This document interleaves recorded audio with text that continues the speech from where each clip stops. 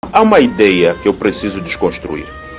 Há uma ideia que tem sido recorrente, está até nos manuais de história apresentados às nossas crianças. O Ocidente, o branco encontrou uma maneira de lavar as mãos com relação às atrocidades da era escravocrata. Colocaram nos livros de história na América Latina para que os negros se sintam confortáveis. Colocaram a ideia de que foram os outros negros na África que vos venderam.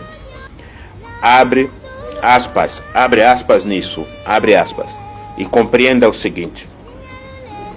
Supomos que você é maior de 18 anos. Sendo maior de 18 anos, já sabe que quem vende é que fica com dinheiro e quem compra é quem leva o produto.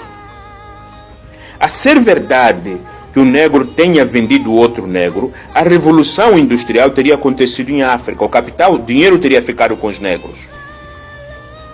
Eu estou a lhe dar essa perspectiva para desconstruir a falsa ideia, que negros adultos repetem, ministérios de educação de países de negros, governos caricatos, põem no seus material didático e induzem as suas crianças a pensarem que o preto vendeu outro preto.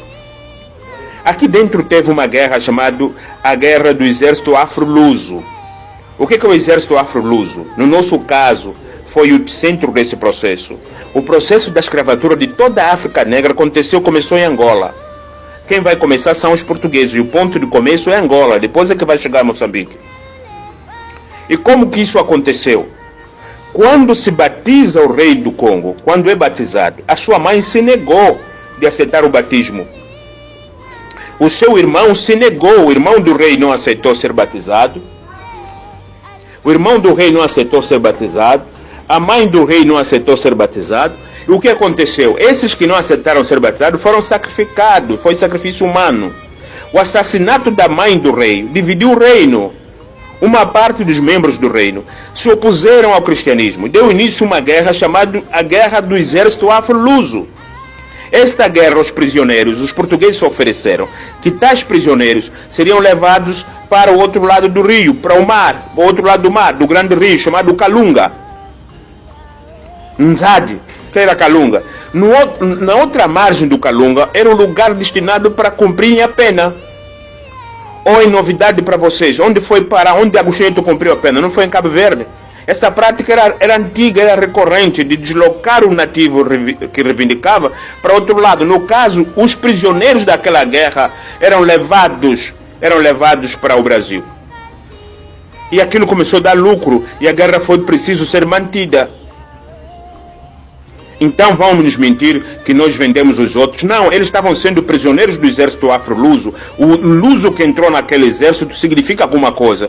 A arma que usava o reino para lutar atrás dos que não estavam convertidos, aquele arsenal, aquela pólvora, era luso, era da coroa portuguesa. Era um negócio, o negócio era prender negros e levá-los no outro lado. Então a guerra já não era mais guerra. Não era mais guerra. Era seguir onde estavam fugir a resistência, seguir. E aqueles pretos da coroa, os pretos da coroa do reino, estavam ali a orar, ficar ali, aprenderam a orar. Foi isso. Os nossos livros não podem fazer um disparate desse tipo, mentir ao país inteiro, aos jovens. Eu estou a gravar isso porque eu recebi 2 jovens na minha casa, que vieram aqui trabalhar comigo. Um deles vai me falar na minha cara que os pretos venderam os outros pretos. E eu ouvi uma conversa recente numa reunião que eu não tinha direito ao microfone, pessoas adultas, um do continente africano, outro da América Latina, a falar que os pretos venderam outro preto. Se os pretos teriam vendido outros pretos, significa que a coroa do Congo seria bilionária, seria trilionária. Pois é, a coroa do mundo que levou mais benefícios com o tráfico de escravos, ela teve capital suficiente para iniciar uma revolução tida como a Revolução Industrial.